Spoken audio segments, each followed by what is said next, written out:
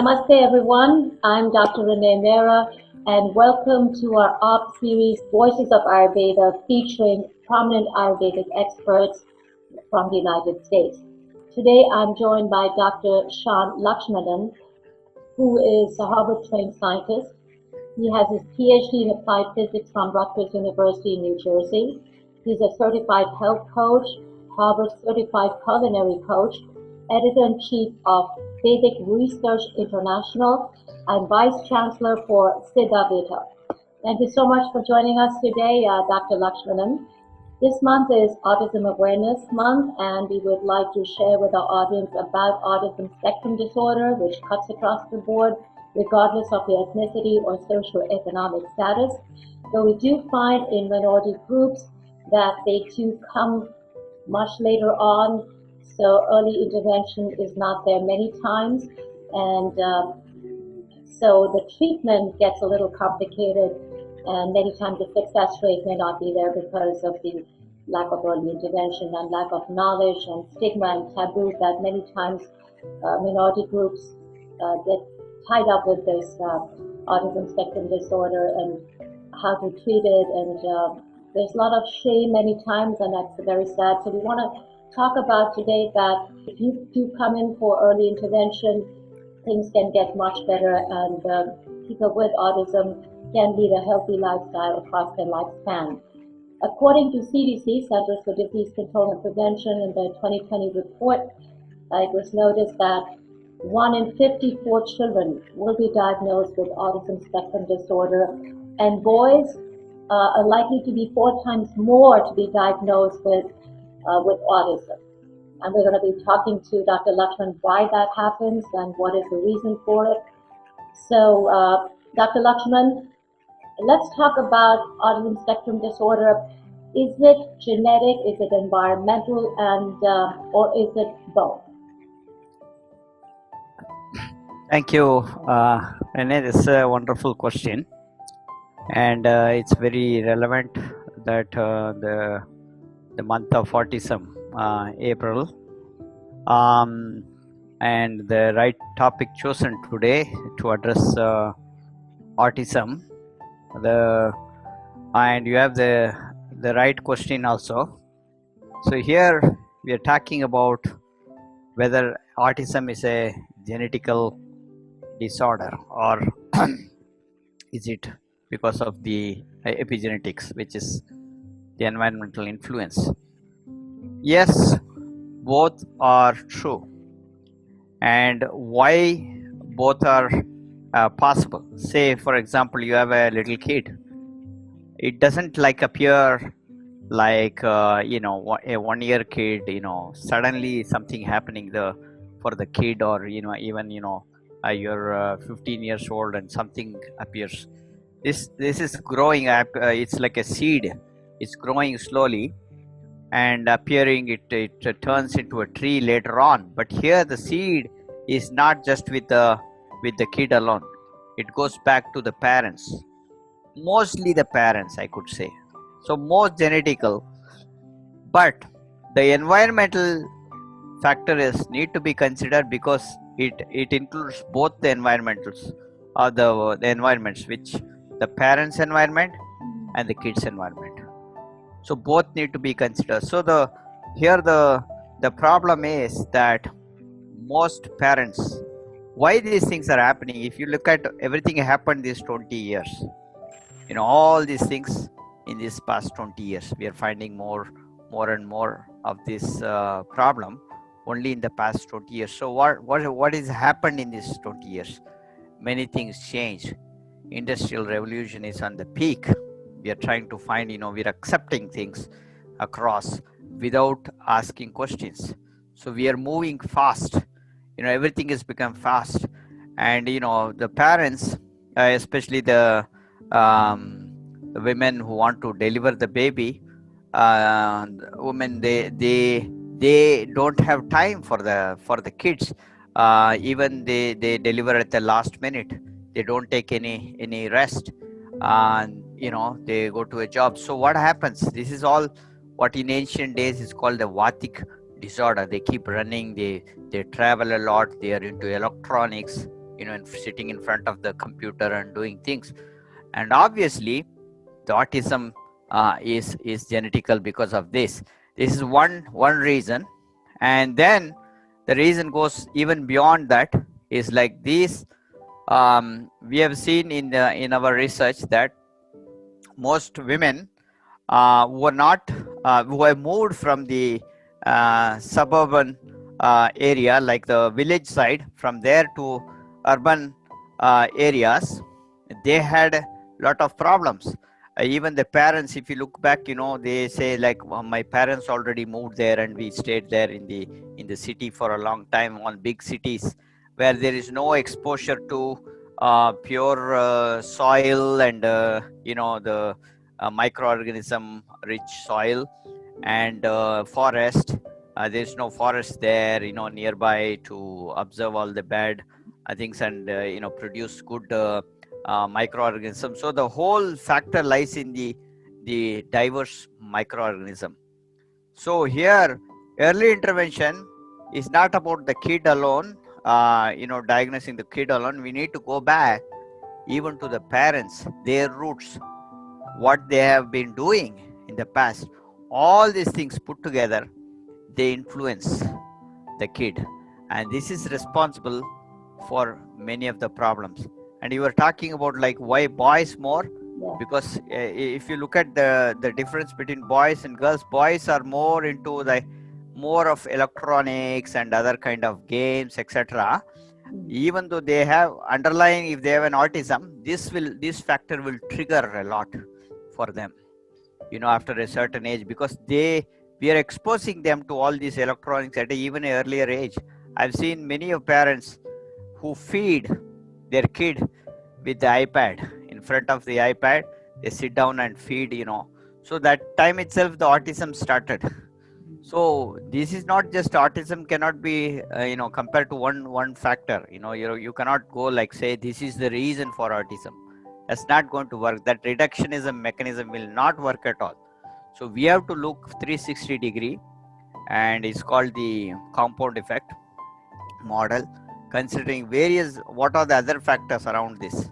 And this is an obvious factor. It's a very common sense to see. And also this can be substantiated by ancient science, because in ancient science we know this is a Vathic disorder mostly. Of course there is a Pitta thing is also involved, but here the high the more if you increase the Vata and the activities that are that will increase the Vata will definitely lead to more autism spectrum. So that's one thing that we found. So so that's about microorganism. So the whole idea about microorganism is very important in autism. Yeah. So that means back to nature, biodiversity, getting more good microorganisms, and having a organic diet, less processed foods. All these help. And all these ingredients that we're talking about, all these they help for anybody, not just for people with autism spectrum disorder. Exactly. Families do understand that going back to the roots, back to nature, being in tune with nature really helps to ease a lot of their problems and the issues. So this is one of the autism triggers, and so we know that we have to avoid them. Combining, integrating ancient science with modern science, and giving a very holistic treatment to children at times can be difficult because sometimes there is no scientific evidence. I know you're doing a lot of research in this issue, and it's a very critical issue. So what do you see, where is science meeting ancient science, and how do we combine both and integrate them for holistic treatment for the child, for the family? Yeah, so one of the research that can be done, and we are already doing in a different perspective, is that finding out where the problem starts. So if you look at they've already measured many of the things, has been already there. People have proved certain things. For example, the microorganism research has been done. There are so much of information in microorganism, such as the connection between the gut and the brain has already been done. So they transplanted the fecal material, that's the poop, we call the poop transplantation.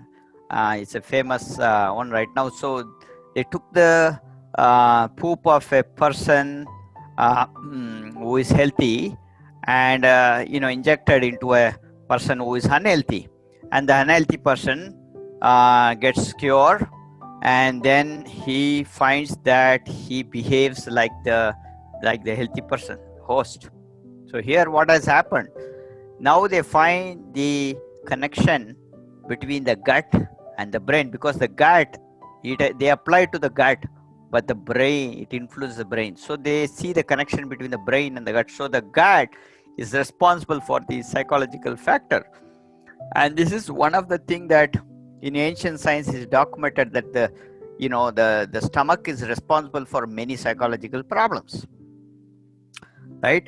So it substantiates that. So through the microorganism research, we can find out. So many of the microorganism research helps in finding this, and the hypothesis what the ancient science has been implying for thousands of years. So here the one of the research what they've done is they took a square foot of space and determined the how many microorganisms are there, in a place like in a city like New York, Manhattan, and then they find the in a barnyard like where I am living in upstate New York.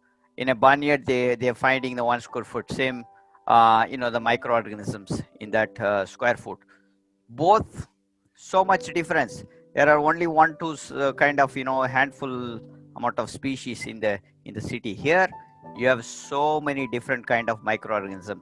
Why so many different microorganisms? The more microorganism that can survive, sustain in this body, shows that we are healthy, number one, right?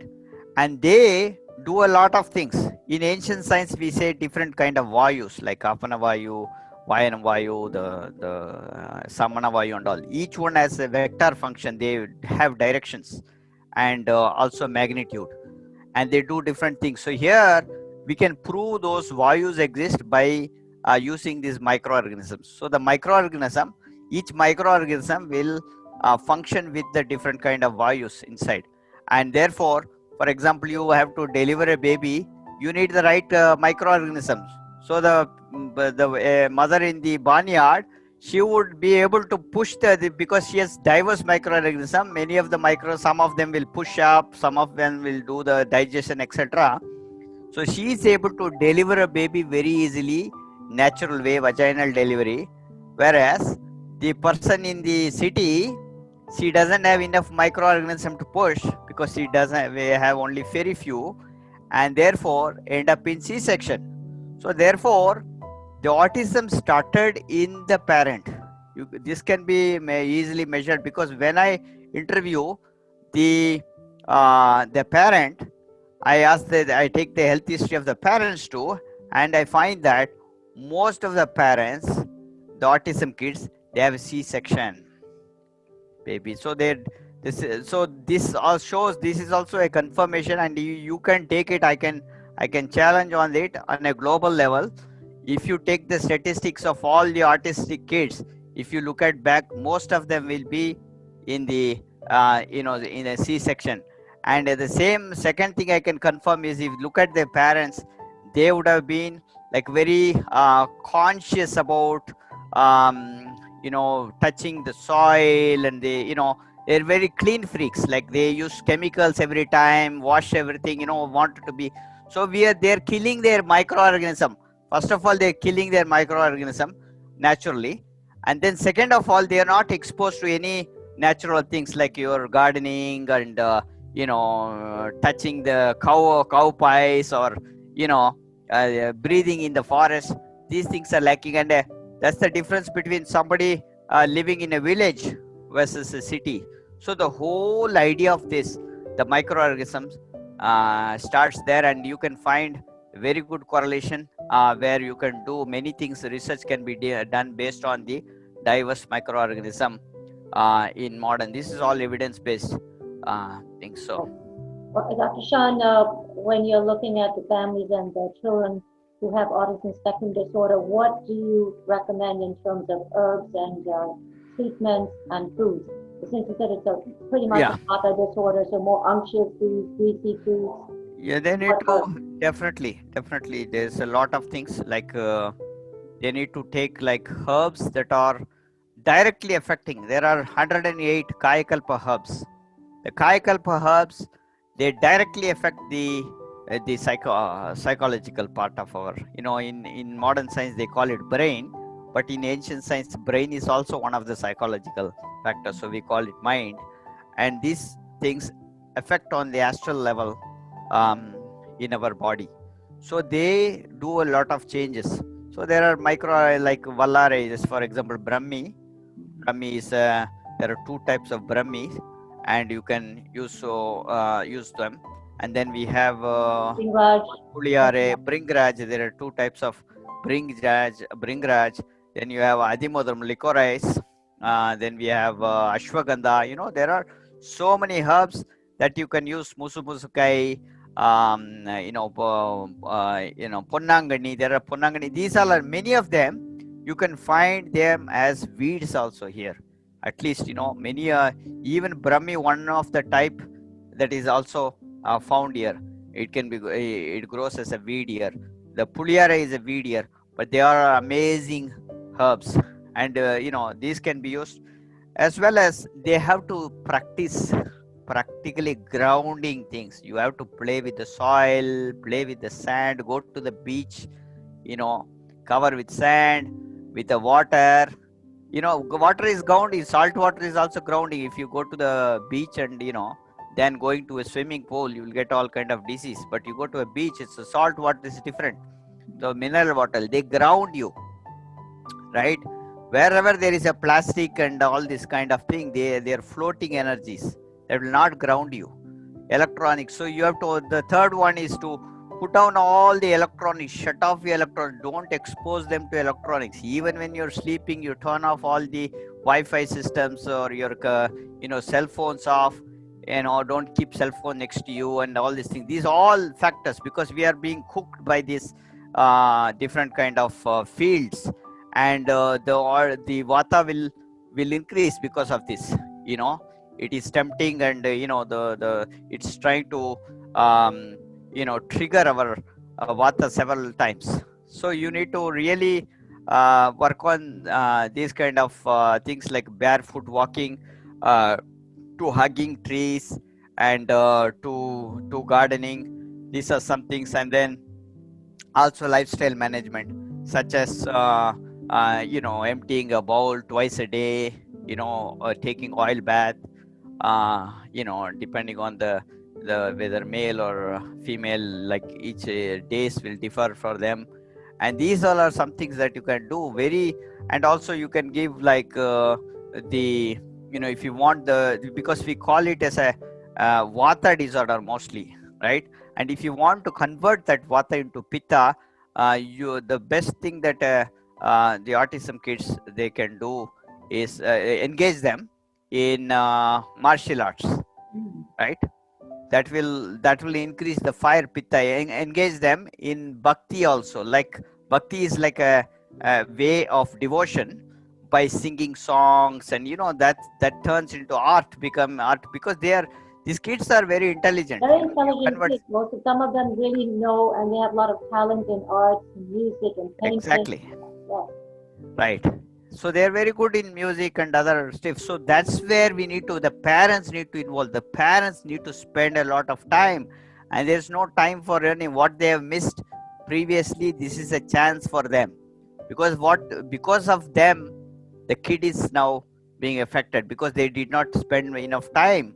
And now it is time for them, to realize that you have to give more time for these kids. Yeah. So very important, the key elements that Dr. Shan is talking about: back to nature, unctuous foods, early intervention, stay away from cell phones as much as you can. I know this is the technology, but try to keep them away from electronic devices and proper diet, proper herbs, martial arts. I mean, these are some great tools for families when the children have autism spectrum disorder.